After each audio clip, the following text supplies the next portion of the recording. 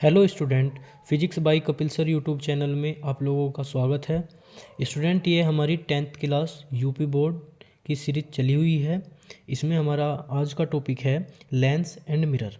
ठीक है, इसमें हम पहले पढ़ेंगे स्टूडेंट मिरर और उसके बाद पढ़ेंगे हम लेंस। ठीक है, मिरर मिरर दो टाइप का होता है स्टूडेंट। एक तो प्लेन मिरर होता है और एक स्फेरिकल मिरर होता है, समतल दर्पण और गोलीय दर्पण।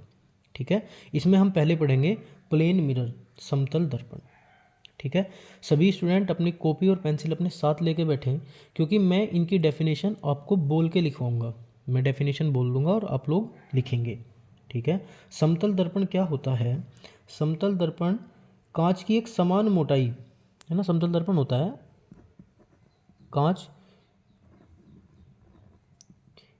कांच की एक समान मोटाई की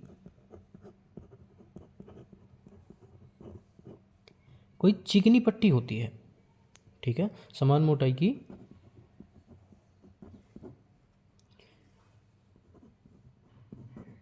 इस चिकनी पट्टी के एक तरफ हम क्या करते हैं, या तो पारा या चांदी का कोई लेप कर देते हैं और उसके ऊपर करते हैं हम सिल्वर नाइट्रेट का लेप।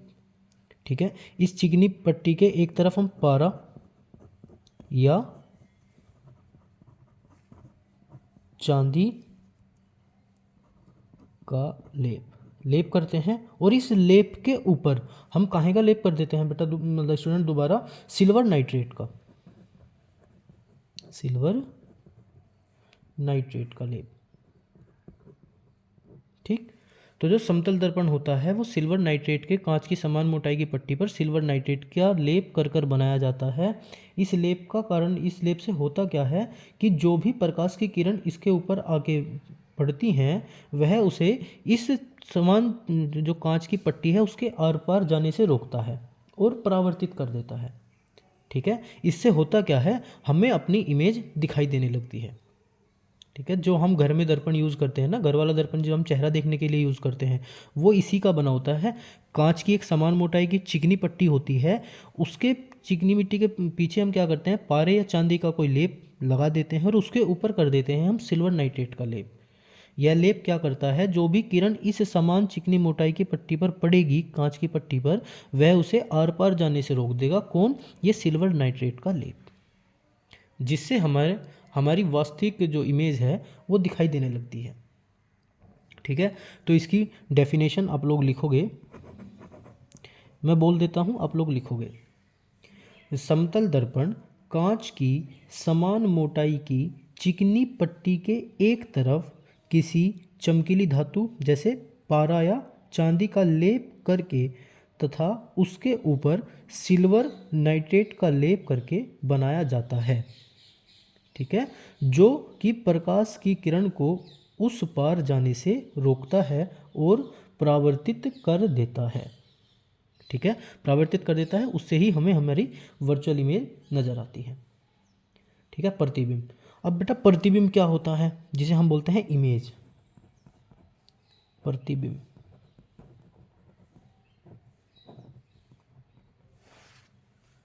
ठीक है, जब भी हम किसी दर्पण में देखते हैं, है ना, दर्पण में देखने पर क्या होता है, या हम या किसी वस्तु को देखते हैं तो वह वस्तु, उसकी आकृति हमें दिखाई देने लगती है। इसे ही हम प्रतिबिंब कहते हैं। ठीक है, इसकी डेफिनेशन है, दर्पण में देखने पर हमें अपनी तथा अन्य वस्तु की आकृति दिखाई पड़ती है या दिखाई देने लगती है, जिसे हम प्रतिबिंब कहते हैं। है ना, मतलब, और ये प्रतिबिंब जो है ना बेटा, वो दो प्रकार का होता है। एक तो होता है वास्तविक और एक होता है, मतलब पहला वास्तविक और दूसरा होता है बेटा आभासी। आप कॉपी पेंसिल लेके साथ बैठें और साथ के साथ लिखते रहें। वास्तविक प्रतिबिंब में क्या होता है कि जब भी किसी बिंदु से कोई किरण चलती है, वह परावर्तन तथा अपवर्तन के पश्चात जिस बिंदु पर मिलती है वह उस बिंदु का, मतलब वहाँ उस बिंदु का क्या होता है बेटा, वास्तविक प्रतिबिंब बनता है। ठीक है, लिख देता हूँ कि जब किसी बिंदु से चलने वाली किरण किसी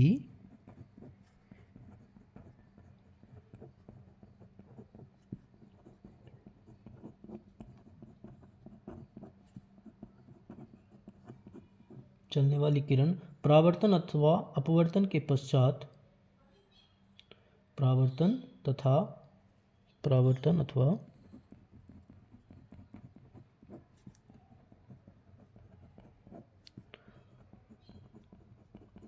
अपवर्तन के पश्चात जिस बिंदु पर मिलती हैं,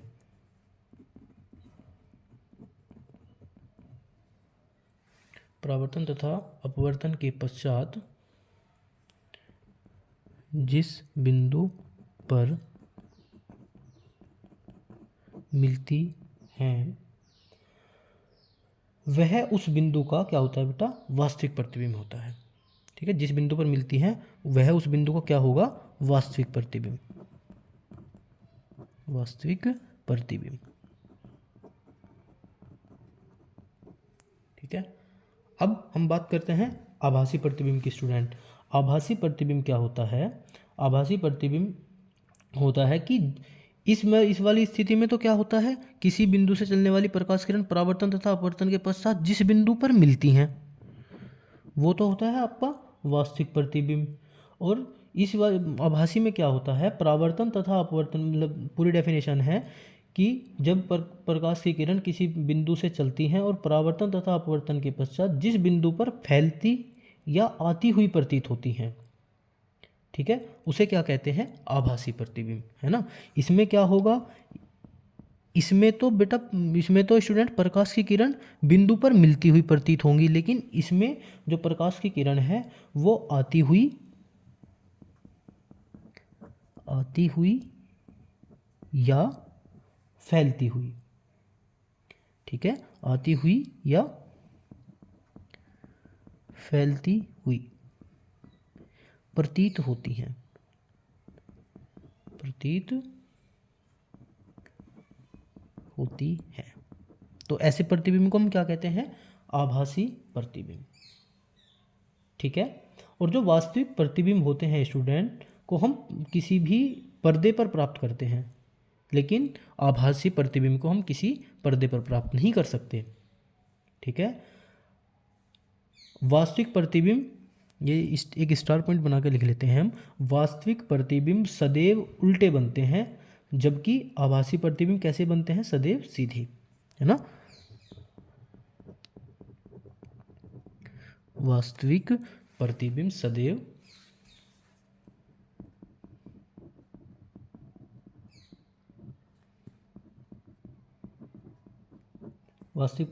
कैसे बनते हैं स्टूडेंट, उल्टे।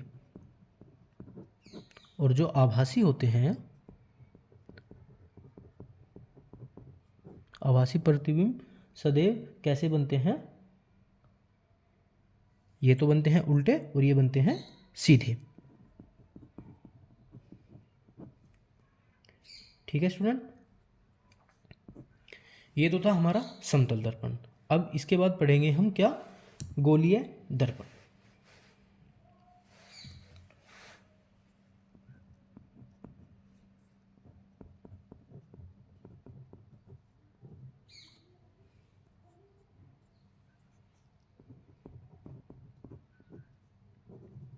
Spherical mirror. ठीक है, इसकी डेफिनेशन मैं आप लोगों को बोल देता हूं। किसी गोले का गोलीय पृष्ठ कहलाता है। खोखले गोले के किसी खंड के दो पृष्ठ गोलीय होते हैं। ठीक है, कोई भी, ये कोई गोला है, इसका जो पृष्ठ है ये, इसको हम क्या कहते हैं स्टूडेंट, गोलीय पृष्ठ। ठीक है, ये पृष्ठ क्या कहलाएगा, इसका गोलीय पृष्ठ कहलाएगा। ठीक है, और खोखले गोले के दो पृष्ठ होते हैं। कोई भी गोला है, अगर हम इसे बीच में से काट दें, ये खोखला है ना, तो इसके दो पृष्ठ हो जाएंगे, एक ये पृष्ठ, एक ये पृष्ठ। ठीक है, ये मान के चलो हमने इसे बीच में से काट दिया। एक तो स्टूडेंट इसका ये होता है दबा हुआ पृष्ठ, जो ये अंदर की ओर होता है, इसको हम बोलते हैं अंदर की ओर दबा हुआ पृष्ठ ये। और एक स्टूडेंट होता है इसका ये उभरा हुआ पृष्ठ, ये तो होता है दबा हुआ, मतलब ये फर्स्ट पोर्शन, ये सेकंड पोर्शन, अगर हम ऐसे मान लेते हैं तो ये तो होता है अंदर की ओर, अंदर की ओर कैसा दबा हुआ पृष्ठ, और ये होता है ऊपर की ओर उभरा हुआ पृष्ठ या बाहर की ओर उभरा हुआ पृष्ठ, है ना, उभरा हुआ। ठीक है, तो जो इसका अंदर की ओर दबा हुआ पृष्ठ होता है ना, उसे तो बोलते हैं ऐसे हो गया अंदर। ठीक है, तो इसे तो बोलेंगे हम अवतल तल। क्या बोलेंगे, ऐसे हो गया अवतल, तो इसे तो बोलेंगे बेटा हम क्या बोलेंगे, अवतल तल। ठीक है स्टूडेंट, एक बार और सुने, अंदर की ओर जो दबा हुआ होगा अंदर की ओर, तो ऐसे बनेगा अवतल। ठीक है, ठीक है, और जो उभरा हुआ होगा ऊ से क्या बनेगा, उत्तल। तो इसे बोलेंगे उत्तल तल। ठीक है, कोई भी क्या होगा, किसी गोले का पृष्ठ कैसा पृष्ठ कहलाता है, गोलीय पृष्ठ। ठीक है, अब इस गोलीय पृष्ठ जो कोई खोखला गोला हो, अगर हम उसे बीच में से काट दें, ठीक है स्टूडेंट, बीच में से काट दें तो उसके दो पोर्शन होंगे, portion number first, portion number second. एक पोर्शन आपके पास होगा जो अंदर की ओर दबा हुआ होगा, अंदर की ओर, तो जो ऐसे बनेगा वो अवतल हो जाएगा, उसे तो बोलेंगे हम अवतल तल। जो एक तल होगा आपके पास जो ऊपर की ओर उभरा हुआ होगा, उभरे हुआ का ऊ, उभरा है ना, ये ध्यान देंगे ऊ और ए, तो ऊ है तो उससे बनेगा उत्तल तल। ठीक है स्टूडेंट, इतनी बात आप लोगों को समझ में आई है ना। तो जो अंदर की ओर दबा हुआ होगा उसे मतलब अवतल बोलेंगे, और जो उभरा हुआ होगा उसे उत्तल बोलेंगे। ठीक है, यदि गोलीय खंड पे पोलिस इस प्रकार करे कि अवतल तल से प्रकाश का परावर्तन हो, समझ रहे हो कि ये वाला तल है ना, और इस पे कर दे हम यहाँ पोलिस। ठीक है, तो ये कौन सा होगा, अवतल तल, वो अंदर की ओर है तो कौन सा हो जाएगा, अवतल तल। अगर हम इस पे यहाँ पोलिस कर दें, ठीक है, तो अवतल तल से प्रकाश का परावर्तन होगा, तो ऐसे दर्पण को हम क्या बोलते हैं, अवतल दर्पण। क्या बोलते हैं स्टूडेंट, अवतल दर्पण। कंडीशन नंबर एक तो ये है। ठीक है, कंडीशन नंबर दो क्या है, ये वाला पोर्शन तो हमने यूज कर लिया, अब इस वाले पोर्शन पे आ जाइए, है ना। अब इसमें क्या करें कि पॉलिश कर दें हम इसके इस प्रकार, कि किसी गोले के खोखले गोले के पृष्ठ पर हम पॉलिश इस प्रकार कर दें कि जो उसका क्या होगा, प्रकाश का जो परावर्तन हो वो उसके उभरे हुए पृष्ठ से हो। किस, ये तो हो गया अंदर की ओर दबे हुए पृष्ठ है, ये उभरे हुए पृष्ठ से होगा, तो इसे बोलेंगे हम क्या, जो तल कौन सा कहलाएगा, उत्तल तल। उत्तल तल, और दर्पण कौन सा कहलाएगा, उत्तल दर्पण। ठीक है, तो जो हमारा अवतल दर्पण होता है, अवतल दर्पण को हम बोलते हैं अभिसारी दर्पण। क्या बोलते हैं अवतल दर्पण को हम स्टूडेंट, अवतल दर्पण क्या कहलाता है आपका, अभिसारी, अभिसारी दर्पण। और स्टूडेंट आपका जो उत्तल दर्पण होता है, उत्तल दर्पण आपका क्या कहलाता है, अपसारी दर्पण, अपसारी दर्पण। ठीक है, तो इसकी डेफिनेशन में एक बार दोबारा बोल देता हूँ, किसी गोले का पृष्ठ गोलीय पृष्ठ कहलाता है, खोखले गोले के किसी खंड के दो पृष्ठ गोलीय होते हैं, इनमें से उभरा हुआ क्या होता है, उत्तल, तथा दबा हुआ होता है अवतल। यदि गोलीय खंड पर पोलिश इस प्रकार करें कि अवतल तल से प्रकाश का परावर्तन हो, तो इस प्रकार के दर्पण को अवतल दर्पण या अभिसारी दर्पण कहते हैं। यदि गोलीय खंड के पर पोलिश इस प्रकार करें कि इसमें जो प्रकाश का परावर्तन है वो उत्तल तल से हो, तो इस प्रकार के दर्पण को हम क्या कहते हैं, उत्तल दर्पण। और उत्तल दर्पण को क्या बोलते हैं, अपसारी दर्पण। ठीक है, अब जो हमारा एक गोलीय दर्पण है इससे रिलेटेड कुछ डेफिनेशंस होती हैं। ठीक है, definition related to spherical mirror.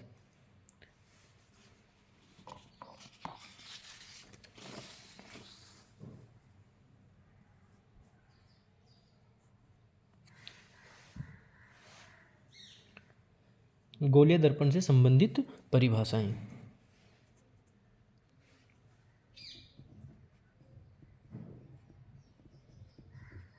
गोलीय दर्पण से संबंधित परिभाषा।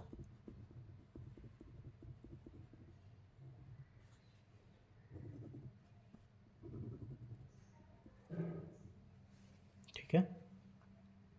अब कोई भी दर्पण होता है उससे संबंधित परिभाषाएं, ये हम एक दर्पण का चित्र बना लेते हैं। कौन सा दर्पण है स्टूडेंट? ये दर्पण है अंदर की ओर दबा हुआ है ना, अंदर की ओर। तो कौन सा दर्पण हो जाएगा? अवतल दर्पण। अवतल दर्पण। और अवतल दर्पण को हम क्या कहते हैं? अभिसारी कहते हैं, है ना, अभिसारी। ठीक। अवतल दर्पण कोई भी प्रकाश की किरण, ये होता है इसका मुख्य अक्ष, है ना, और ये यहाँ जो बिंदु होता है इसको बोलते हैं हम पोल। क्या बोलते हैं? पोल। इसे बोलते हैं मुख्य अक्ष। कोई भी प्रकाश की किरण इस दर्पण पर पड़ेगी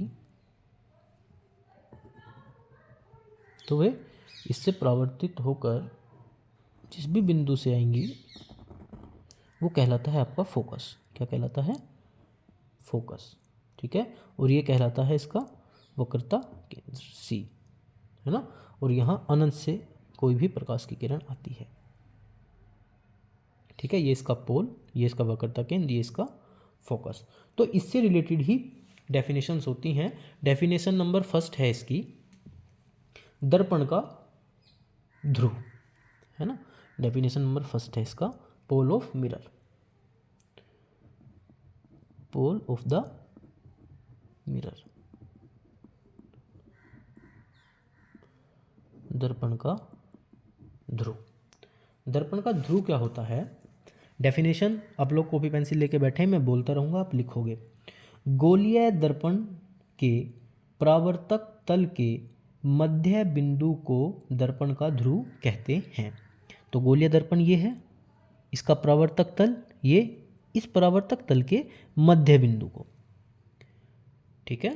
तो गोलीय दर्पण के परावर्तक तल, कोई भी गोलीय दर्पण है,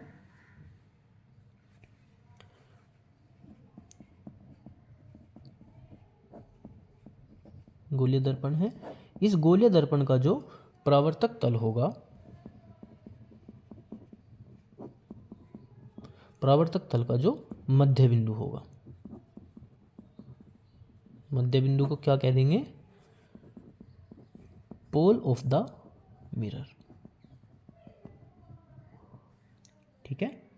अब जो दूसरी डेफिनेशन है वो है सेंटर ऑफ कर्वेचर, वक्रता केंद्र।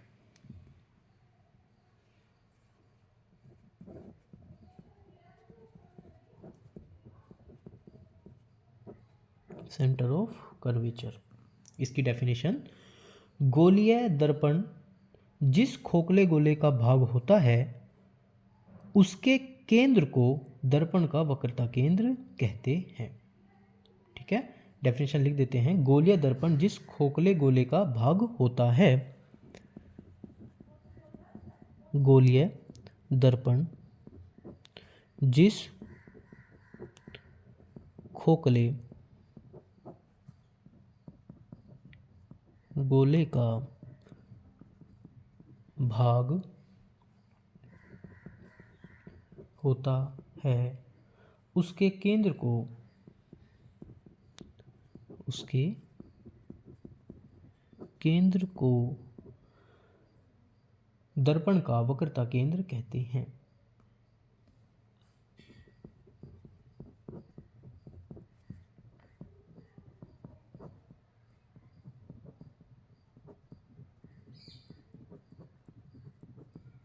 ठीक है। अगली डेफिनेशन है आपकी वक्रता त्रिज्या। क्या है?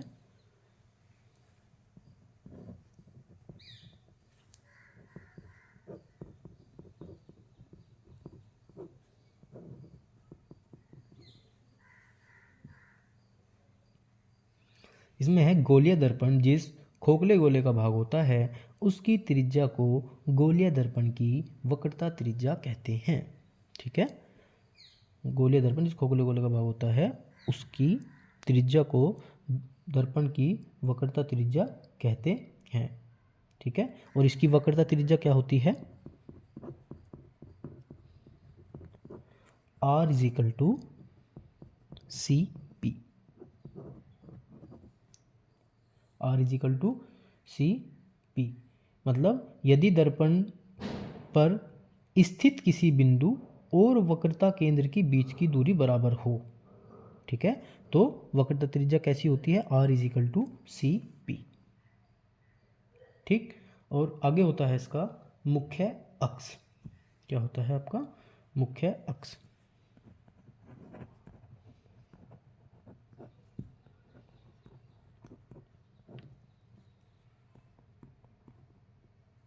मुख्य अक्ष होता है आपका गोलीय दर्पण के वक्रता केंद्र तथा उस पर स्थित किसी बिंदु को मिलाने वाली रेखा दर्पण के मिलाने वाली रेखा को दर्पण का क्या कहते हैं? मुख्य अक्ष।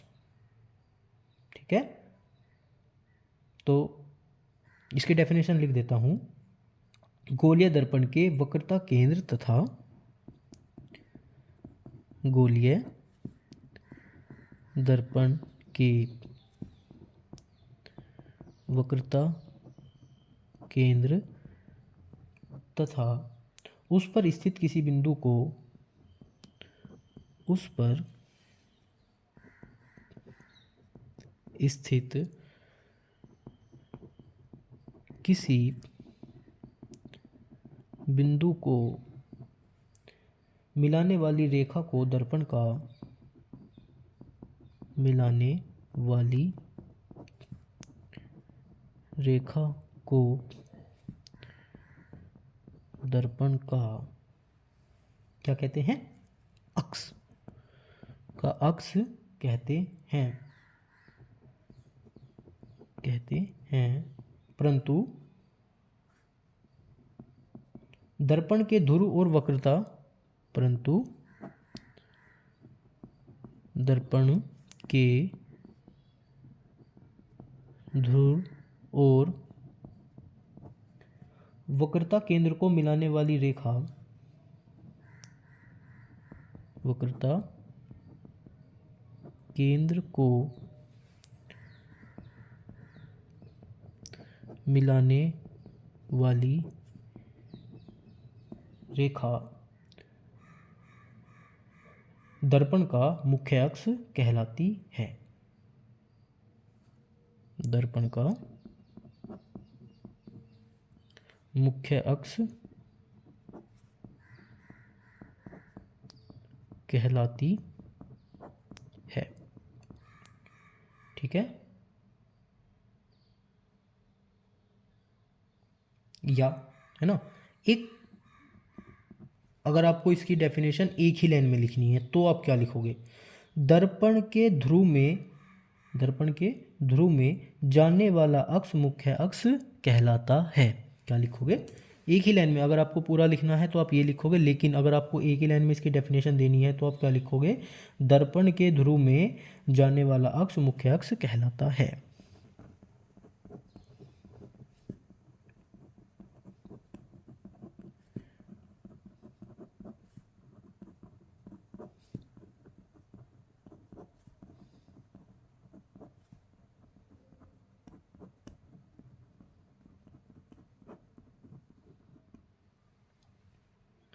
ठीक है, इसके बाद आता है आपका फोकस।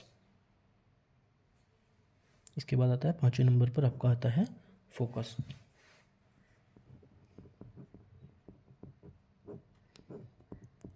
इसकी डेफिनेशन मैं आपको बोल दूंगा। गोलीय दर्पण के मुख्य अक्ष के समांतर, गोलीय दर्पण के मुख्य अक्ष के समांतर आपतित किरणों में परावर्तन के पश्चात मुख्य अक्ष के जिस बिंदु से होकर जाती हैं, ठीक है, अथवा जिस बिंदु से अपसारित या आती हुई प्रतीत होती हैं, उस बिंदु को हम क्या कहते हैं? दर्पण का फोकस। एक बार दोबारा, गोलीय दर्पण के मुख्य अक्ष के समांतर आपतित किरण दर्पण में परावर्तन के पश्चात मुख्य अक्ष पर स्थित जिस बिंदु से होकर जाती हैं अथवा जिस बिंदु से अपसारित या आती हुई प्रतीत होती हैं उस बिंदु को दर्पण का फोकस कहते हैं। ठीक है स्टूडेंट, जो इससे अगला हमारा हेडिंग है वो है फोकस दूरी। फोकस दूरी, ठीक है। इसकी डेफिनेशन है, गोलीय दर्पण के ध्रुव से फोकस की दूरी को दर्पण की फोकस दूरी कहते हैं। गोलीय दर्पण के ध्रुव से फोकस की दूरी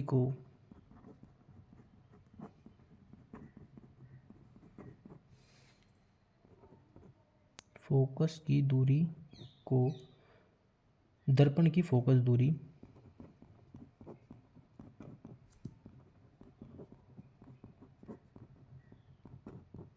कहते हैं। फोकस दूरी f, और फोकस दूरी f इज इक्वल टू वक्रता त्रिज्या अपॉन 2। वक्रता त्रिज्या होती है आपकी r अपॉन 2। ये आपका रिलेशन होता है इसमें। ठीक है स्टूडेंट, अब इससे आगे हम पढ़ेंगे अवतल दर्पण से प्रतिबिंब का बनना, है ना। इसकी स्थिति होती है अवतल दर्पण और उत्तल दर्पण से प्रतिबिंब का बनना। तो हमें इसकी 6 स्थिति पढ़नी होगी। ठीक है स्टूडेंट, अब पढ़ेंगे हम इसकी 6 स्थिति। हमें स्टूडेंट इसकी 6 कंडीशन पढ़नी है जिसमें अवतल दर्पण से प्रतिबिंब का बनना। Image formation through concave mirror, इसमें हम देखेंगे वस्तु की स्थिति क्या होती है, वस्तु की स्थिति के बाद प्रतिबिंब की स्थिति क्या होती है, वस्तु की तुलना में प्रतिबिंब का आकार क्या होता है और प्रतिबिंब की प्रकृति क्या होती है। ठीक है, हमें इसकी 6 कंडीशन पढ़नी है। कंडीशन नंबर फर्स्ट, जब वस्तु कहाँ हो, वस्तु हो अनंत पर। कहाँ हो, अनंत पर। ठीक है, पहली कंडीशन तो ये होगी। दूसरी कंडीशन, जब वस्तु कहाँ हो, वक्रता केंद्र और अनंत के बीच। कहाँ हो, वक्रता केंद्र और अनंत के बीच। तीसरी कंडीशन, जब वस्तु कहाँ हो, वक्रता केंद्र तथा मतलब वक्रता केंद्र सी तथा वस्तु मतलब फोकस के बीच। पहली कंडीशन अनंत पर, दूसरी कंडीशन वक्रता केंद्र और अनंत के बीच, तीसरी कंडीशन वक्रता केंद्र पर, है ना, वक्रता केंद्र सी पर। ठीक है, चौथी कंडीशन, वस्तु ए बी को एफ से दूर वक्रता केंद्र की ओर। ठीक है, चौथी कंडीशन है, पहली कंडीशन अनंत पर, वक्रता केंद्र अनंत के बीच, वक्रता केंद्र पर, वक्रता केंद्र और फोकस के बीच, वक्रता केंद्र सी और एफ के बीच। ठीक है, कंडीशन नंबर 5 है फोकस पर, जब वस्तु कहाँ हो, फोकस पर। और कंडीशन नंबर 6 है आपकी वस्तु कहाँ हो, फोकस तथा ध्रुव के बीच। फोकस तथा ध्रुव मतलब पोल पी के बीच, पी के बीच। ठीक है, अब स्टूडेंट आप एक बात समझें,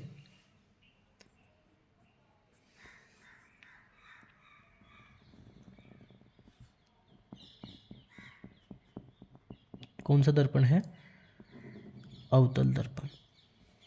ठीक है, ये इसका क्या है, पोल, ये क्या है, मुख्य अक्ष।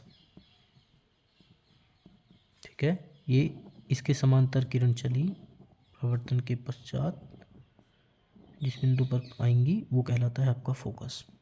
ठीक है, यहाँ होता है आपका वक्रता केंद्र। ठीक है जी, और यहाँ वक्रता केंद्र, यहाँ कोई वस्तु रखी होती है ए बी, है ना, ए और बी, और ये होता है आपका अनंत। तो आपको यही 6 कंडीशन पढ़नी है।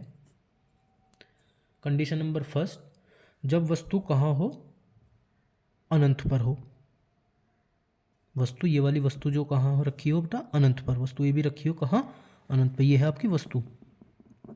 तो जब वस्तु रखी हो अनंत पर, या जब वस्तु रखी हो वक्रता केंद्र और अनंत के बीच, और जब वस्तु रखी हो वक्रता केंद्र पर, और जब वस्तु रखी हो फोकस के और वक्रता केंद्र के बीच, और जब वस्तु रखी हो फोकस पर, और जब वस्तु रखी हो फोकस और पोल के बीच।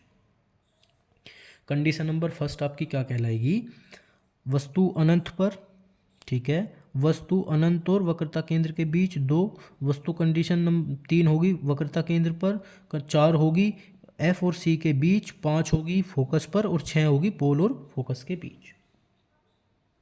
ठीक है। इस कंडीशन में जो प्रतिबिंब की प्रकृति होती है, 5 कंडीशन में शुरू की, 5 कंडीशन में उसमें प्रतिबिंब आपको उल्टा व्यवास्तविक, उल्टा व्यवास्तविक, उल्टा व्यवास्तविक, उल्टा वास्तविक यही मिलेगा। ठीक है। बस जब वस्तु कहाँ होती है, फोकस और पोल के बीच, जब आपको सीधा व आभासी प्रतिबिंब मिलता है, सीधा व आभासी प्रतिबिंब।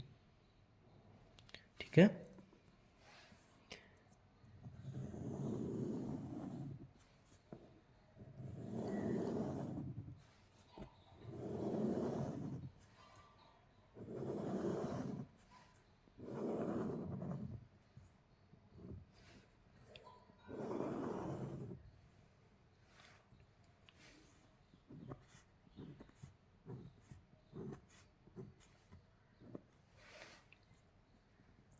ठीक है ना। तो जब वस्तु अनंत पर होगी तो प्रतिबिंब बनेगा आपका फोकस पर। कहाँ बनेगा, एफ पर। ठीक है। और जब वस्तु वक्रता केंद्र के बीच होगी तो आपका प्रतिबिंब बनेगा फोकस तथा वक्रता केंद्र के बीच, फोकस तथा सी के बीच। ठीक है। और जब आपकी वस्तु जो होगी वक्रता केंद्र तथा एफ के बीच होगी ये, और जब आपकी जो वस्तु है वक्रता केंद्र पर होगी तो प्रतिबिंब बनेगा वक्रता केंद्र के। देखो स्टूडेंट, आपकी कंडीशन है जब वस्तु अनंत पर होगी तो प्रतिबिंब कहाँ बनेगा, फोकस पर, और जब वस्तु आपकी वक्रता केंद्र तथा अनंत के बीच होगी तो प्रतिबिंब बनेगा फोकस तथा वक्रता केंद्र के बीच। ठीक है। और जब वस्तु होगी आपकी वक्रता केंद्र पर तो प्रतिबिंब कहाँ बनेगा, वक्रता केंद्र पर। कहाँ बनेगा, वक्रता केंद्र पर। और जब आपकी वस्तु कहाँ होगी, वक्रता केंद्र और एफ के बीच, तो आपका प्रतिबिंब कहाँ बनेगा, वक्रता केंद्र और अनंत के बीच, सी व अनंत के बीच। और जब आपकी वस्तु कहाँ होगी, फोकस पर, तो आपका प्रतिबिंब कहाँ बनेगा, अनंत पर। और जब आपका वस्तु होगी फोकस तथा ध्रुव के बीच तो आपका प्रतिबिंब कहाँ बनेगा, दर्पण के पीछे, दर्पण के पीछे। ठीक है। तो आपकी कंडीशन देखो, जब वस्तु अनंत पर होगी तो प्रतिबिंब फोकस पर, जब वस्तु वक्रता केंद्र और अनंत के बीच होगी तो आपका प्रतिबिंब कहाँ बनेगा, फोकस और वक्रता केंद्र के बीच। जब आपकी वस्तु वक्रता केंद्र पर होगी तो प्रतिबिंब कहाँ बनेगा, वक्रता केंद्र पर। और जब आपकी जो वस्तु है वो होगी कहाँ, वक्रता केंद्र और फोकस के बीच, तो आपका जो प्रतिबिंब बनेगा कहाँ बनेगा, वक्रता केंद्र और अनंत के बीच। और जब वस्तु आपकी वस्तु होगी फोकस पर तो प्रतिबिंब कहाँ बनेगा, अनंत पर।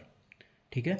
तो आपको एक बात समझनी है, जैसे जैसे हम अनंत से दर्पण के ध्रुव की ओर बढ़ते जाते हैं वैसे वैसे प्रतिबिंब की स्थिति दर्पण के ध्रुव से अनंत की ओर बढ़ती जाती है ना। जैसे जैसे जो वस्तु है, वस्तु की स्थिति कहाँ से बढ़ती है, अनंत से किधर की ओर बढ़ती जाती है, पी की ओर, है ना। वैसे वैसे प्रतिबिंब की स्थिति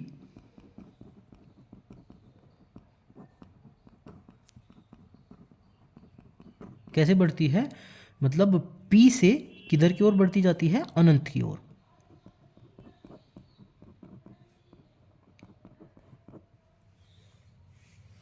ठीक है।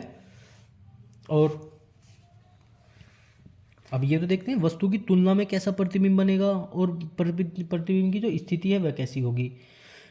इस वाली कंडीशन में प्रतिबिंब बनता है बहुत छोटा, बहुत छोटा। इसमें बनता है छोटा, इस वाली कंडीशन में बनता है समान आकार का, जब वस्तु वक्रता केंद्र पर होती है। ठीक है। और जब वस्तु वक्रता केंद्र व अनंत के बीच होती है तो प्रतिबिंब बनता है बड़ा। ठीक। और जब वस्तु होती है अनंत पर, प्रतिबिंब की स्थिति बनती है ना अनंत पर, तो प्रतिबिंब कैसा बनता है? बहुत बड़ा। और जब प्रतिबिंब की स्थिति जो है दर्पण के पीछे चली जाती है तो प्रतिबिंब दिखाई देता है बड़ा। ठीक है। और इस कंडीशन में जो प्रतिबिंब की प्रकृति होती है वो प्रतिबिंब की प्रकृति जब जो वस्तु है फोकस तथा पोल के बीच होगी तभी कैसा बनता है? सीधा व आभासी।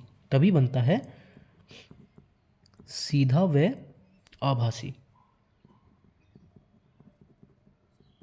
वरना सभी कंडीशन में कैसा बनेगा? उल्टा व वास्तविक। उल्टा व वास्तविक सभी कंडीशन में कैसा बनता है? उल्टा व वास्तविक। इसमें भी, इसमें भी, इसमें भी, इसमें भी। ठीक है स्टूडेंट। और ये तो हो गया अवतल दर्पण से प्रतिबिंब का बनना। अब हम कैसे पढ़ेंगे? उत्तल दर्पण से। कैसे पढ़ेंगे? उत्तल दर्पण से। Image formation at a convex mirror, वो तो था अवतल दर्पण से, ये है उत्तल दर्पण से। Image formation at convex mirror. ठीक है। अब इसमें बस आपको एक ही लाइन याद रखनी है, एक लाइन याद रखनी है कि उत्तल दर्पण से प्रत्येक दशा में प्रतिबिंब दर्पण के पीछे उसके ध्रुव व फोकस के बीच वस्तु से छोटा, सीधा एवं आभासी बनता है। ठीक है। उत्तल दर्पण से प्रत्येक दशा में प्रतिबिंब दर्पण के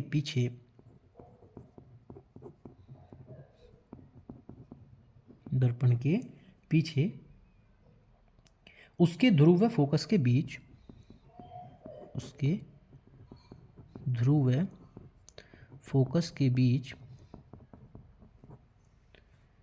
वस्तु से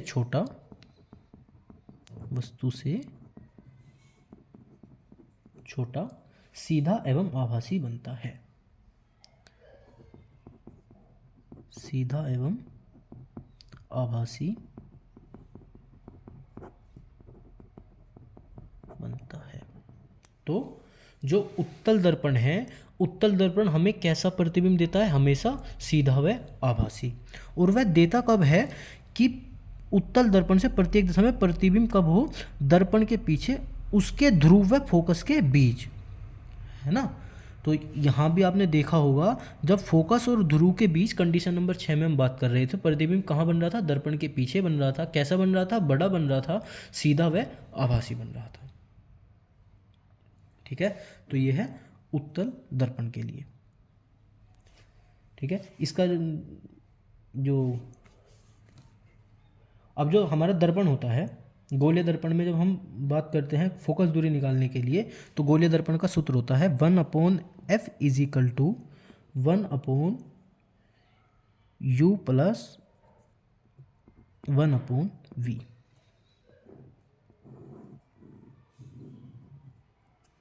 ठीक है। ये होता है गोलीय दर्पण के लिए।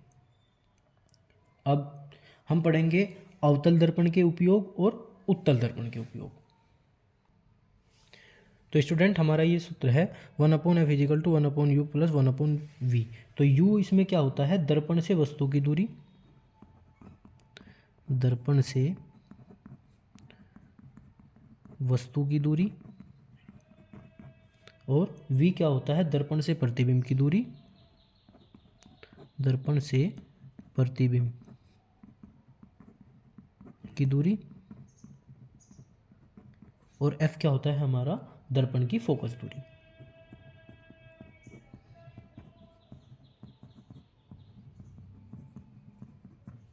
अब अवतल दर्पण और उत्तल दर्पण के प्रयोग पढ़ने से पहले हमारा एक टॉपिक रह जाता है। उस टॉपिक का हमारा नाम है रेखीय आवर्धन। ठीक है, लाइनर मैग्निफिकेशन ऑफ इमेज, प्रतिबिंब का रेखीय आवर्धन। ठीक है,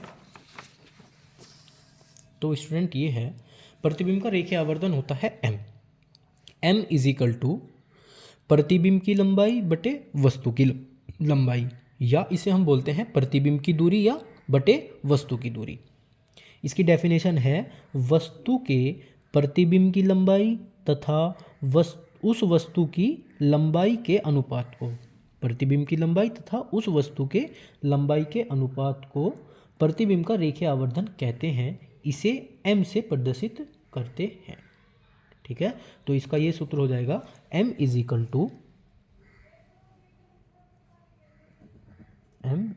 टू I अपॉन O या V अपॉन U।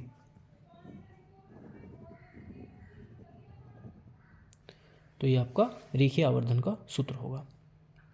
ठीक है, इसके बाद पढ़ेंगे हम अवतल दर्पण के उपयोग और उत्तल दर्पण के उपयोग। पहले हम पढ़ते हैं यूजेस ऑफ कॉनकेव मिरर, अवतल दर्पण के उपयोग।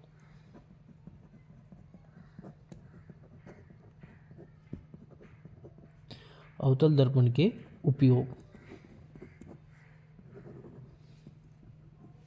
ठीक है, इसका यूजेस नंबर फर्स्ट है, इस दर्पण का उपयोग हम क्या करते हैं, शेव करने में, दाढ़ी बनाने में किया जाता है। क्यों? क्योंकि इसमें जो हमारा चेहरा है वो सीधा व बड़ा प्रतिबिंब प्राप्त करता है। तो पहला जो उपयोग हो जाएगा इसका शेविंग करने में या दाढ़ी बनाने में। दूसरा, गाड़ी के हेडलाइट में व सर्च लाइट में, गाड़ी की हेडलाइट, गाड़ी की हेडलाइट में या सर्च लाइट में, यानी वह सर्च लाइट। इनमें क्यों प्रयोग किया जाता है? क्योंकि ये किरणों को क्या करता है, अभिसारित करता है, किरणों को अभिसारित करता है और उन्हें दूर तक भेजता है। ठीक, तीसरा उपयोग क्या हो जाएगा, जो आँख, कान, नाक व गले के दांतों के डॉक्टर होते हैं वे इनकी सहायता से जो हमारे अंग होते हैं उनको ठीक ठीक से देख पाते हैं। तो जो आँख, नाक, कान, गला है ना, व दांतों के डॉक्टर द्वारा। ठीक है जी। और चौथा है सोलर कुकर में, इसकी सहायता से अधिक सौर ऊर्जा प्रवाहित की जाती है। ठीक है, सोलर कुकर में। ठीक है, और क्या करते हैं, परावर्तक जो दूरबीन होती है इसकी सहायता से परावर्तक दूरबीन बनाया जाता है। पांचवा, परावर्तक दूरबीन बनाने में,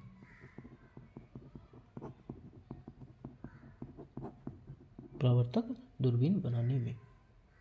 ठीक है जी। अब हम पढ़ेंगे स्टूडेंट उत्तल दर्पण के उपयोग,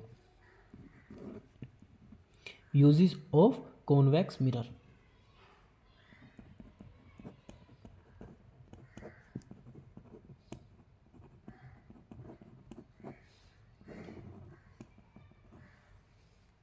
ठीक है, मतलब जिस पहला है इसका उपयोग, वाहन में चालक सीट के बगल में लगाया जाता है। जो हमारा शीशा होता है ना बेटा, उसमें ये लगाया जाता है इससे क्या होता है, जिससे जो चालक को पीछे, जो हमारे मतलब चालक जो बैठा होता है उसको पीछे की जो इमेज है वो बिल्कुल उसका प्रतिबिंब स्पष्ट दिखाई दे, जिससे उसे गाड़ी चलाने में सहायता प्रदान हो।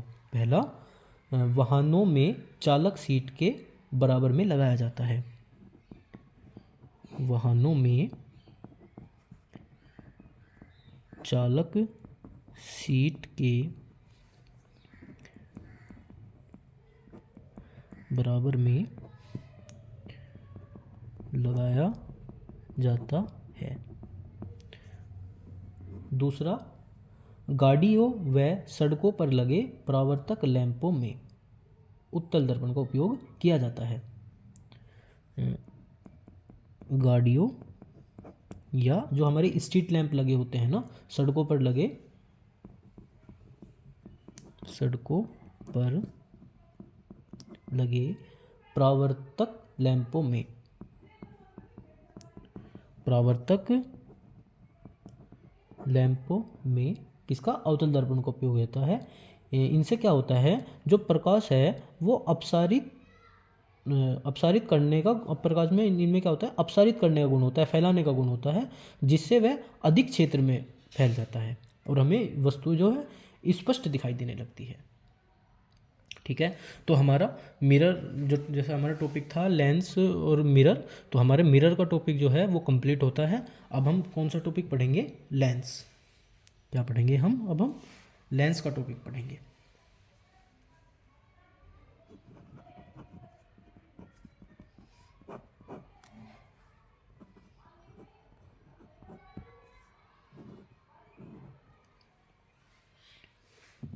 ठीक है स्टूडेंट, अब डेफिनेशन में आपको बोलता रहूँगा, आप लोगों को लिखनी है खुद से।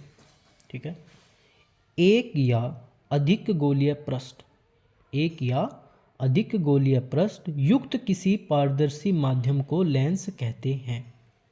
लेंस दो प्रकार का होता है। डेफिनेशन लिख देता हूँ, एक या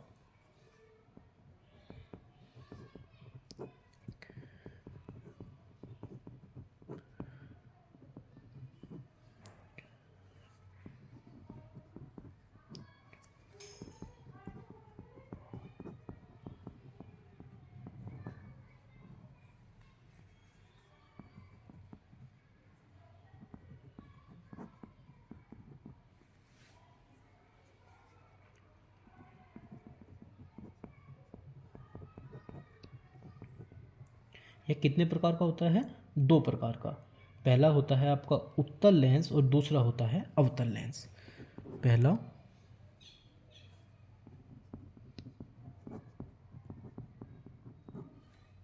और दूसरा होता है आपका अवतल लेंस। ठीक है, अब पहले पढ़ते हैं हम उत्तल लेंस। क्या पढ़ते हैं, उत्तल लेंस।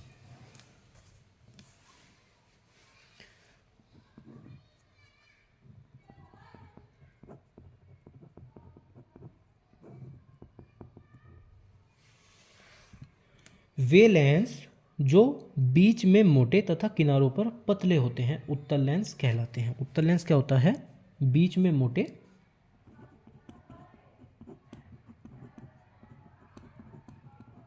और किनारों पर पतले। डेफिनेशन है, जो लेंस बीच में मोटे तथा किनारों पर पतले होते हैं उत्तल लेंस कहलाते हैं। अब उत्तल लेंस ये क्या करते हैं, इनका काम क्या होता है।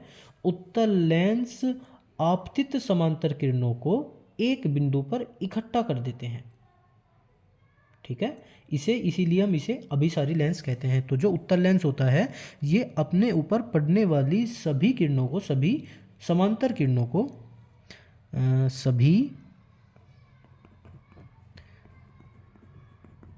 अपने ऊपर पड़ने वाली सभी समांतर किरणों को क्या करते हैं, एक बिंदु पर इकट्ठा कर देते हैं। एक बिंदु पर इकट्ठा कर देते हैं। इसीलिए इन्हें कैसा लेंस कहा जाता है, अभिसारी लेंस। अभिसारी लेंस, इसीलिए हम इन्हें क्या कहते हैं, अभिसारी लेंस कहते हैं। अब जो ये अभिसारी लेंस होता है ये भी स्टूडेंट 3 प्रकार का होता है, जिसे हम बोलते हैं अभियोत्तल लेंस, कॉन्वेक्सो कॉन्वेक्स लेंस, ठीक है।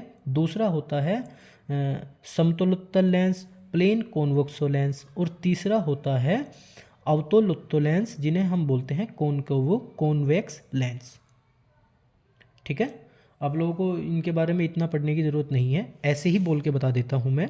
जो हमारा अभियोत्तल लेंस होता है जिनके 2 पृष्ठ उत्तल होते हैं, ठीक है, जिनके 2 पृष्ठ कैसे होंगे, उत्तल। चलो इसके बारे में भी थोड़ा सा बता देते हैं।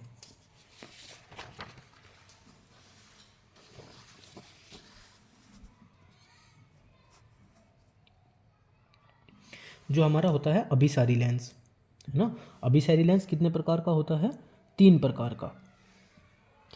पहला होता है अभियोत्तल लेंस, अभियोत्तल लेंस, इसका क्या होता है, अभियोत्तल लेंस जिसके 2 पृष्ठ उत्तल हों, जिनके दोनों पृष्ठ कैसे हों, उत्तल।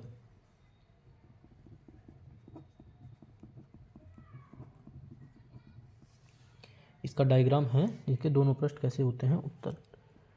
ये लो जी, ठीक है। दूसरा लेंस है इसका आपका समतल उत्तल लेंस,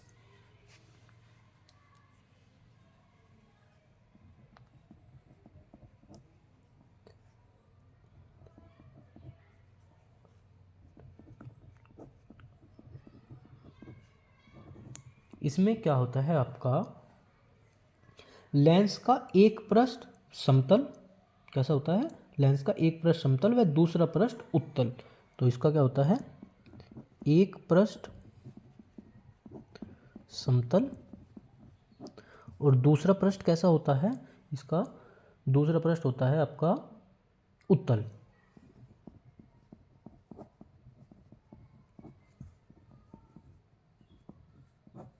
तो समतल पृष्ठ को तो बनाएंगे हम ऐसे, है ना, और उत्तल पृष्ठ को बना देंगे हम ऐसे, ठीक है। और तीसरा होता है आपका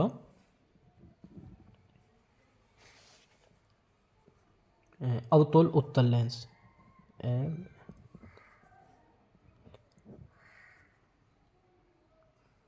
अवतल उत्तल लेंस, इसको हम बोलते हैं, अवतल उत्तल लेंस को बोलते हैं प्लेनो कॉन्वेक्स लेंस। नहीं, ये प्लेन मतलब इसको तो बोलते हैं, समतल को तो बोलते हैं प्लेनो कॉन्वेक्स लेंस, और अवतल उत्तल लेंस को हम बोलते हैं कॉनकेवो कॉन्वेक्स लेंस, और अभियोत्तल लेंस को बोलते हैं हम कॉन्वेक्सो कॉन्वेक्स लेंस, ठीक है। अवतल उत्तल लेंस में क्या होता है, इसका एक पृष्ठ अवतल, कैसा होता है, इसका एक पृष्ठ अवतल तथा दूसरा पृष्ठ उत्तल। एक पृष्ठ कैसा होगा, इसका अवतल, और दूसरा पृष्ठ कैसा होगा, उत्तल। तो इसका डायग्राम होता है, अवतल दर्पण में मैंने आपको पढ़ाया था, ये तो होता है अवतल, और इसका दूसरा पृष्ठ कैसा होता है, ये। तो ये इसका डायग्राम है, ठीक है। तो आपको पढ़ा है उत्तल लेंस, ठीक है। उत्तल लेंस में ये आप लोगों को डेफिनेशन लिखवाई गई थी कि जो लेंस आपके क्या होते हैं, अवतल उत्तल लेंस में लिखा गया था जो बीच में से मोटे तथा किनारों पर से पतले होंगे, ठीक है। इनके डायग्राम भी आपको बता देंगे। अब दूसरा हेडिंग आता है आपका, उत्तल लेंस बता दिया, अब आता है अवतल लेंस।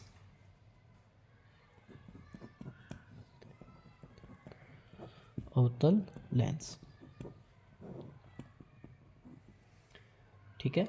जो लेंस बीच में पतला तथा किनारों पर मोटा होता है, बीच में पतला तथा किनारों पर मोटा। ऐसा लेंस क्या कहलाता है? अवतल लेंस कहलाता है। और अवतल लेंस क्या करता है? अपने ऊपर पड़ने वाली सभी समांतर किरणों को फैलाने की प्रवृत्ति रखता है। ठीक है, इसीलिए इसे क्या बोलते हैं हम? अपसारी लेंस। क्या बोलते हैं इसे? अपसारी लेंस। अपसारी को बोलते हैं डाइवर्जिंग, है ना, डाइवर्जेंट लेंस इसे हम बोलते हैं।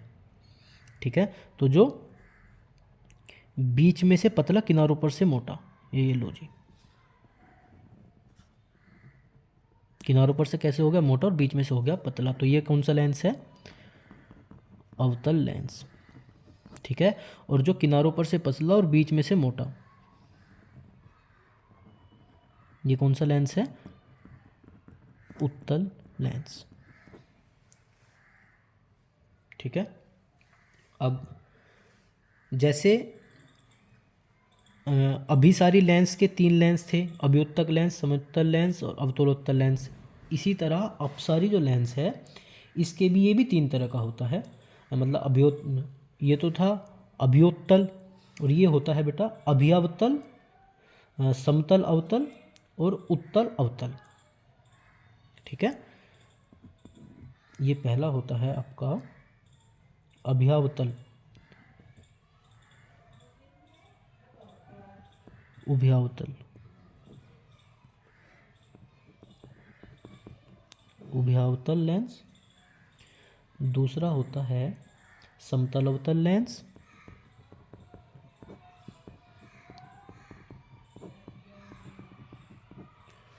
और तीसरा होता है आपका उत्तला अवतल लेंस। उत्तला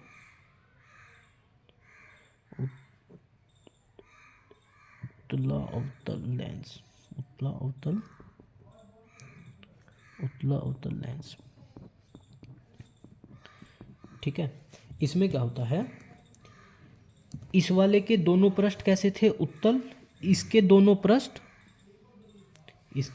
दोनों पृष्ठ कैसे होंगे? अवतल। ठीक है, इसके दोनों पृष्ठ कैसे होंगे? अवतल। इसका जो एक पृष्ठ समतल तथा दूसरा पृष्ठ अवतल। एक पृष्ठ, जो इसका एक पृष्ठ कैसा होता है? समतल उत्तल का होता है। एक पृष्ठ तो होता है समतल और दूसरा कैसा होता है? अवतल। दूसरा पृष्ठ अवतल, और इसका एक पृष्ठ उत्तल तथा दूसरा पृष्ठ अवतल। एक पृष्ठ कैसा होता है? उत्तल तथा दूसरा पृष्ठ कैसा होता है? अवतल।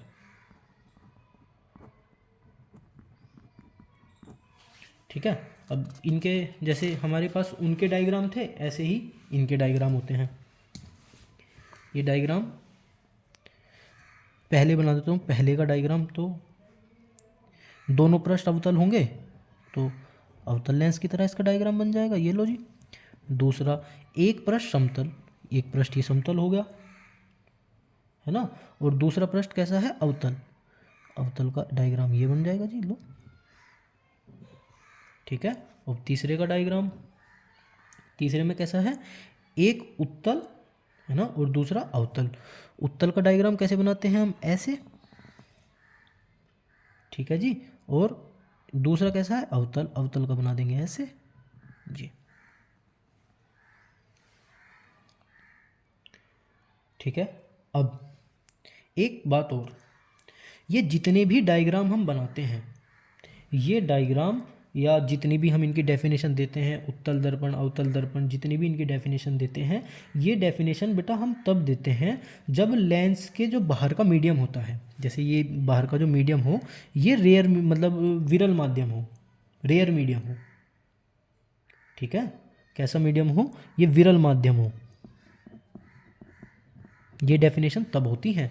लेकिन अगर इन लेंस के बाहर का माध्यम रेयर की जगह कैसा हो जाए? सघन, डेंसर मीडियम हो जाए, तो डेंसर मीडियम में इतनी इनकी जितनी भी डेफिनेशन हैं या जितने भी इनके वर्क हैं, जो अवतल की तरह काम कर रहा है वो उत्तल की तरह करने लगेगा, जो उत्तल की तरह काम कर रहा है वो अवतल की तरह काम करने लगेगा। ठीक है, इस बात को लिखना है क्या? ये बताओ, लिख देता हूँ।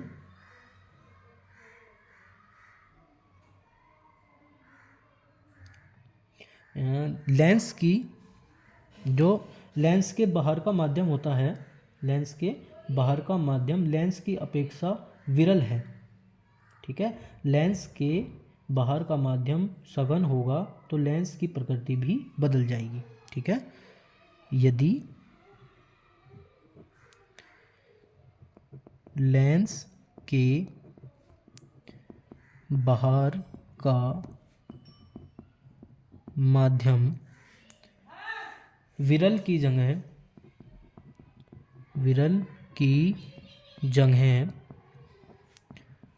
सघन कर दिया जाए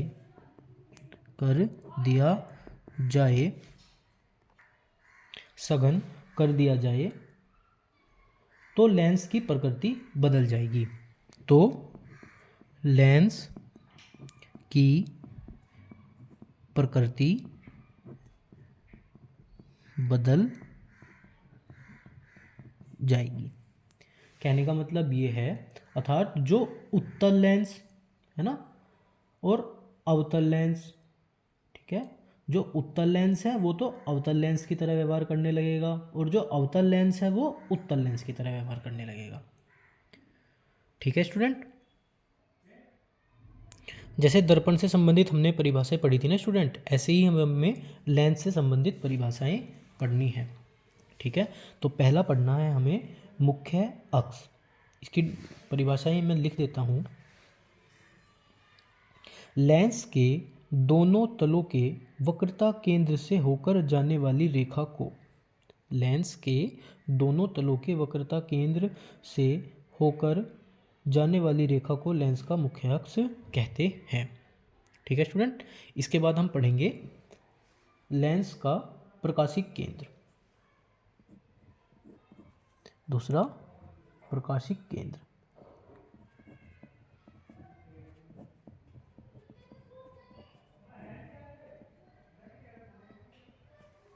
ठीक है, इसकी डेफिनेशन बोल देता हूँ कि किसी लेंस का प्रकाशिक केंद्र लेंस के भीतर मुख्य अक्ष पर स्थित वह बिंदु होता है जिससे होकर जाने वाली प्रकाश किरण के मार्ग में अपवर्तन के पश्चात विचलन नहीं होता तथा आपतित तथा निर्गत किरण परस्पर समांतर रहती है।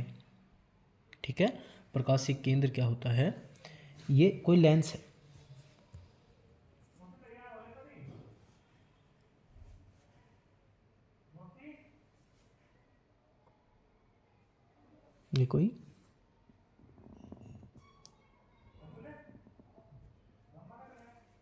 ये कोई लेंस है, ये इसका मुख्य अक्ष हुआ। ठीक है, तो प्रकाशिक केंद्र किसी भी लेंस का वह बिंदु होता है कि जिससे आने वाली किरण, ये तो ये आने वाली किरण, इसे तो बोलते हैं हम आपतित और इसे बोलते हैं हम निर्गत। ठीक है, तो जो आने वाली किरण है वो आपतित और निर्गत किरण दोनों क्या रहें? समांतर रहें, तो उनके मार्ग में विचलन न हो। ठीक है, तो ऐसे जो बिंदु होता है इसको हम बोलते हैं प्रकाशिक केंद्र। ठीक, तो इसके बाद आता है हमारा अगला जो पोर्शन आता है वो होता है फोकस तल, फोकस या फोकस तल।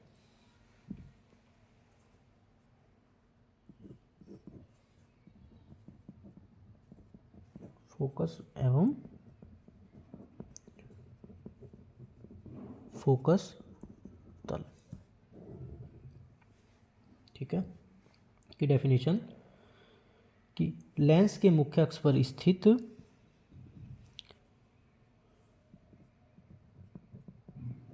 लेंस के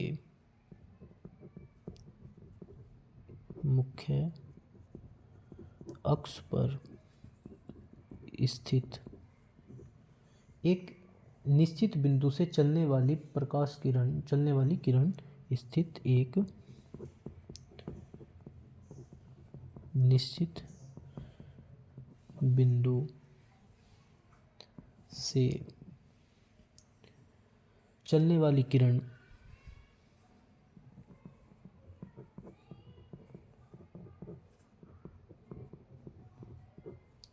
उत्तल लेंस से अपवर्तन के पश्चात उत्तल लेंस से अपवर्तन के पश्चात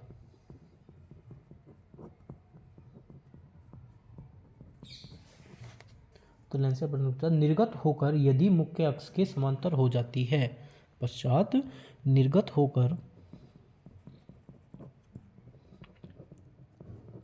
यदि मुख्य अक्ष के समांतर हो जाती है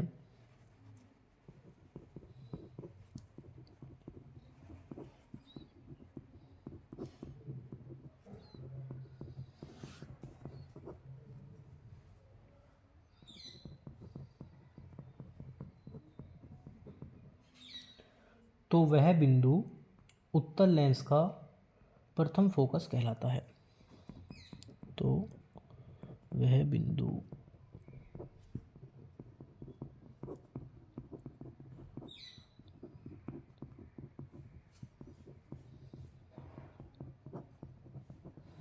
इसका डायग्राम ये हमारा कोई उत्तल लेंस है, ठीक है, ये इसका मुख्य अक्ष, ये इसका कोई प्रथम फोकस F1, ठीक है ना। इससे चलने वाली जितनी भी किरण है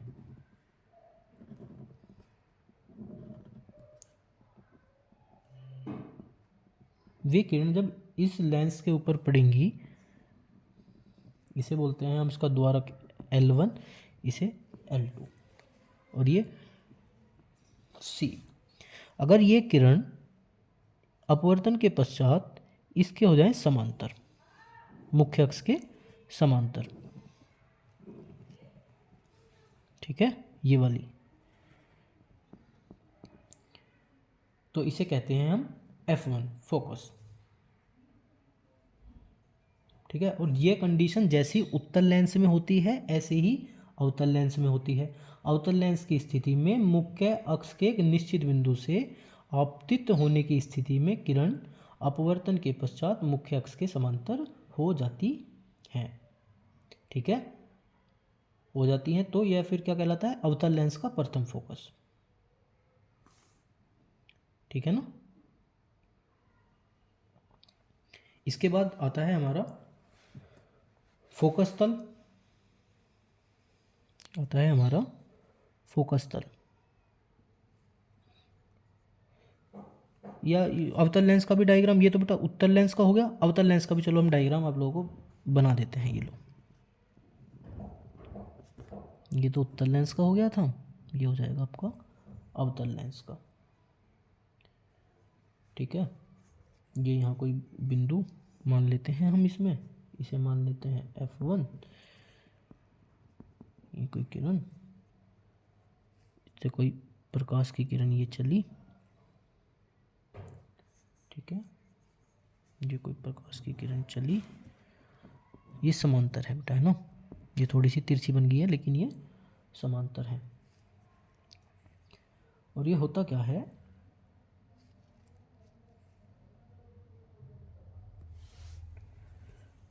अपवर्तन के पश्चात इस बिंदु F1 पर आती हुई प्रतीत होती है।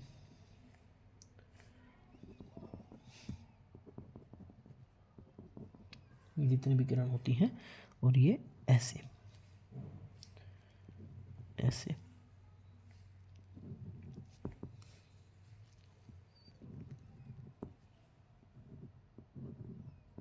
और ये होता है इसका क्या, मुख्य अक्ष ना। ये होता है इसका वक्रता केंद्र और ये होता है इसका मुख्य अक्ष। और ये कहलाता है यहाँ से यहाँ तक की बीच की दूरी, इसकी ये वाली कहलाती है F फोकस दूरी, ठीक है। जैसे उसमें ये F1 था, इसमें भी ये प्रथम फोकस, ठीक। अब इसका फोकस तल, इसका क्या कहलाएगा अब, ये फोकस तल।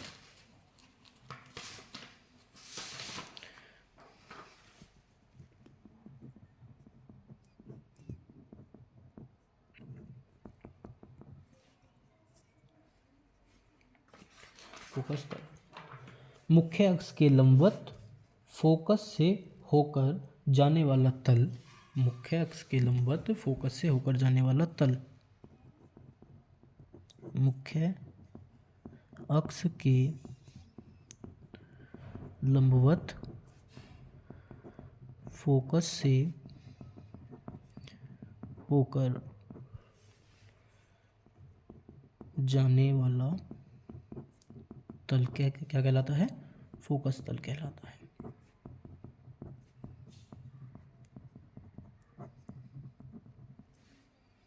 ठीक है, अब आता है फोकस दूरी।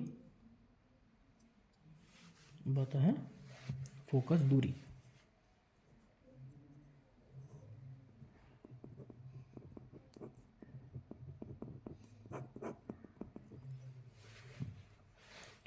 लेंस के प्रकाशिक केंद्र से फोकस तल के बीच की दूरी को क्या कहते हैं? फोकस दूरी।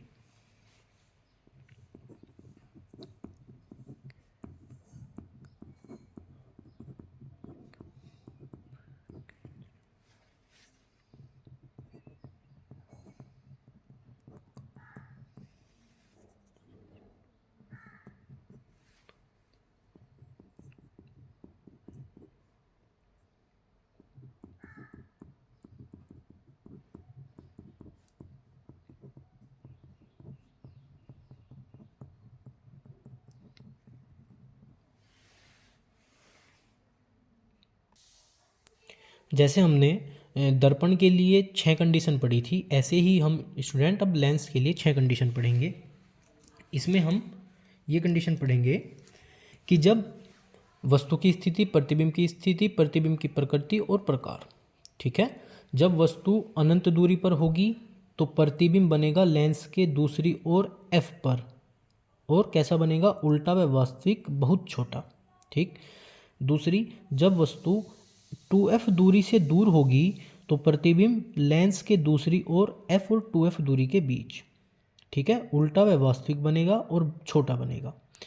जब वस्तु 2f दूरी पर होगी तो लेंस के दूसरी ओर 2f पर बनेगा, उल्टा व वास्तविक बनेगा और बराबर बनेगा। कंडीशन नंबर 4, जब वस्तु 2f दूरी से पहले तथा f दूरी से दूर होगी तो लेंस के दूसरी ओर 2f दूरी से दूर बनेगा और बड़ा बनेगा। और कंडीशन नंबर 5 है, जब वस्तु प्रथम फोकस पर होगी तो लेंस के दूसरी ओर अनंत पर बनेगा और बहुत बड़ा बनेगा। छठा, f दूरी से कम दूरी पर होगी तो वस्तु के सामने बनेगा, सीधा और आभासी बनेगा और बड़ा बनेगा। ठीक है, तो लेंस की कंडीशन में आप लोगों ने देखा कि जितने भी हमारे प्रतिबिंब बनेंगे वो लेंस के दूसरी ओर बनेंगे।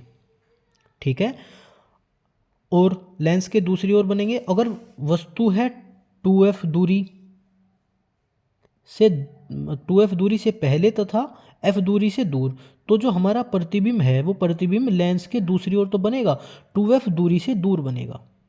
ठीक है, और अगर 2f पर है तो लेंस के दूसरी ओर 2f पर ही बनेगा। ये इतनी बड़ी वो नहीं है स्टूडेंट, बहुत ही आराम से, बहुत आसानी से ये जो टेबल है वो आप लोगों को याद हो जाएगी। ठीक है, मैंने आप लोगों को दर्पण की टेबल भी बहुत अच्छे से समझाई है और ये टेबल भी। ठीक है, आप लोग इस टेबल को बड़े ही आसानी से याद कर लोगे स्टूडेंट। ठीक है, अब जैसे हमने पढ़ा है उत्तल लेंस द्वारा प्रतिबिंब का बनना, ऐसे ही पढ़ेंगे हम अवतल लेंस द्वारा प्रतिबिंब का बनना।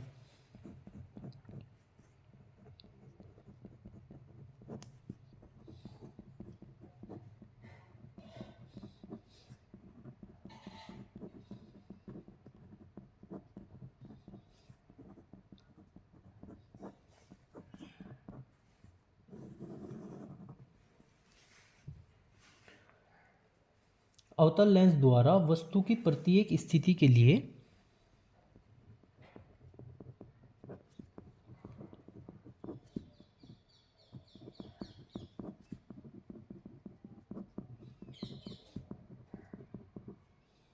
वस्तु की प्रत्येक स्थिति, वस्तु की प्रत्येक स्थिति के लिए प्रतिबिंब लेंस व फोकस के बीच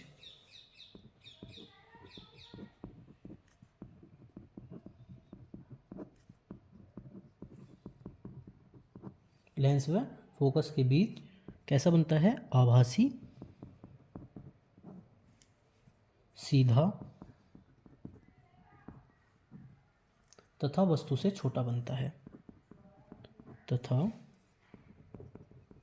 वस्तु से छोटा बनता है। ठीक है, तो स्टूडेंट एक बात देखो, हमने जब दर्पण के लिए पढ़ा था, है ना, तो हमने जो सीरीज बनाई थी, जो ये टेबल बनाई थी, वो हमने टेबल बनाई थी अवतल दर्पण से प्रतिबिंब का बनना। ठीक है, आप लोगों को दिखा दूं, ये वो हमारी टेबल है, अवतल दर्पण से प्रतिबिंब का बनना हमने टेबल बनाई थी। और देखो उत्तल दर्पण से जब हमने प्रतिबिंब बनाया था, उत्तल दर्पण के प्रत्येक दशा में प्रतिबिंब दर्पण के पीछे, मतलब दर्पण के पीछे उसके ध्रुव व फोकस के बीच वस्तु से छोटा, सीधा व आभासी बन रहा था। ठीक है, और इसमें देखो अवतल दर्पण प्रत्येक स्थिति आभासी सीधा व वस्तु से छोटा बनेगा। ठीक, तो जो इसका जो सूत्र, ये हमारा इसका जो सूत्र होता है, उस लोगों को मैं आप लोगों को सूत्र लिख देता हूँ। देखो जो दर्पण के लिए हमने अलग सूत्र लिखा था और लेंस के लिए हमने अलग सूत्र लिखा था। इनकी प्रत्येक कंडीशन में अलग अलग होता है। जो लेंस के लिए हमारा सूत्र होता है वो होता है 1/f is equal to 1/v minus 1/u। ठीक है, यही तो होता है हमारा। और जो हमारा ये तो होता है हमारा लेंस के लिए, और जो दर्पण के लिए सूत्र होता है वो होता है 1/f is equal to 1/v plus 1/u। ये होता है हमारा दर्पण के लिए। ठीक है स्टूडेंट, तो दर्पण के लिए हमारा सूत्र होगा और लेंस के लिए हमारा सूत्र होगा। अब हम पढ़ते हैं लेंस की क्षमता, पावर ऑफ लेंस। इसे जो आगे हमारा हेडिंग होगा वो होगा किसी भी लेंस की क्षमता। तो किसी लेंस की क्षमता, जो क्षमता का सूत्र होता है ना स्टूडेंट, वो होता है P इजिकल टू 1/f। वो होता है P is equal to 1/f metre. अगर ये सेंटीमीटर अलग दे रखा हो, P इजिकल टू 100/f। ये मीटर, एक मीटर में कितने 100 सेंटीमीटर, तो ये हो जाएगा सेंटीमीटर में।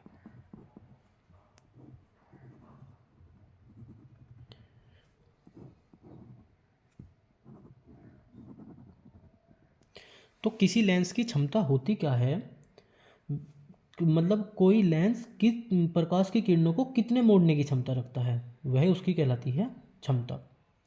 इसकी डेफिनेशन लिख देता हूँ। किसी लेंस की क्षमता उसके द्वारा किरणों को मोड़ने की क्षमता पर निर्भर करती है। किसी लेंस की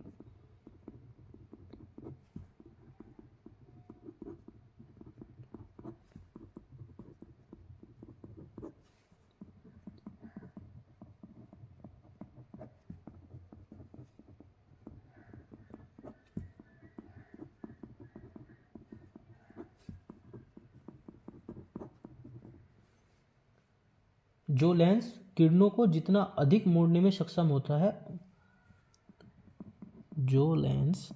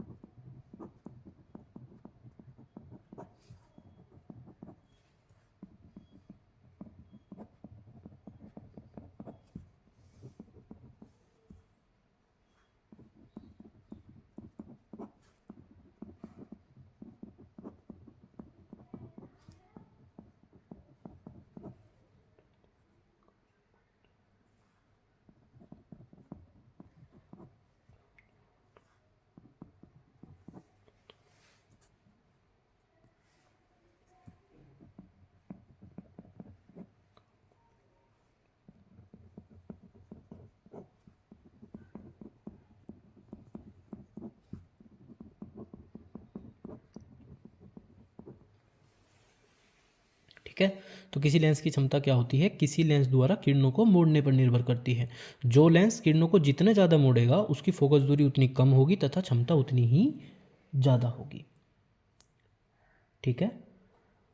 अब लेंस के जो प्रयोग होते हैं वो कैसे, मतलब उत्तल लेंस के प्रयोग और अवतल लेंस के प्रयोग। अब हम पढ़ेंगे उत्तल लेंस और अवतल लेंस के प्रयोग। ठीक है। तो उत्तल लेंस का जो प्रयोग हम करते हैं वो सूक्ष्मदर्शी, सूक्ष्मदर्शी में करते हैं, दूरदर्शी में करते हैं, फोटो कैमरा में करते हैं।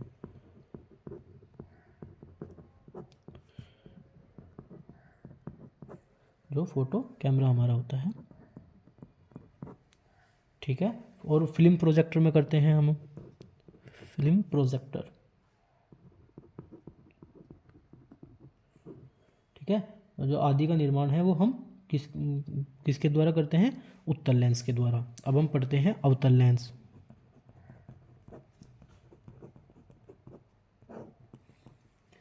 जो अवतल लेंस है, अवतल लेंस का उपयोग जो गैलीलियो की दूरदर्शी में किया जाता है। ठीक है। काय में, गैलीलियो की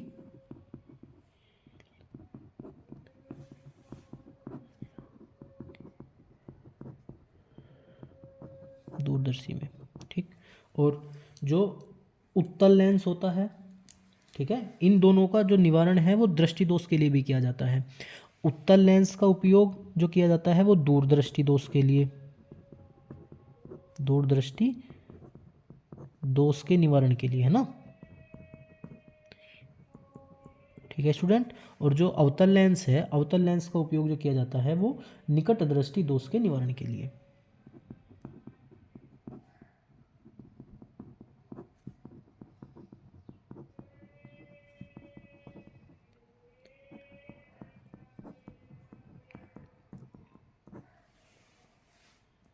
ठीक है स्टूडेंट।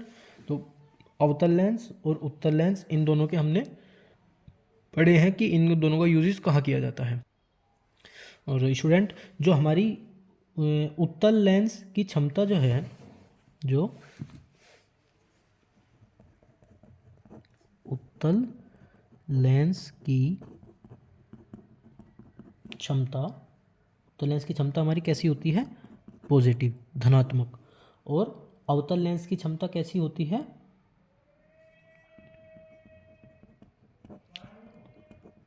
अवतल लेंस की क्षमता कैसी होती है, ऋणात्मक। ठीक है। आज की वीडियो में स्टूडेंट इतना ही। आगे की वीडियो में मिलेंगे हम इसके कुछ अलग टॉपिक और न्यूमेरिकल के साथ। ठीक है। धन्यवाद स्टूडेंट।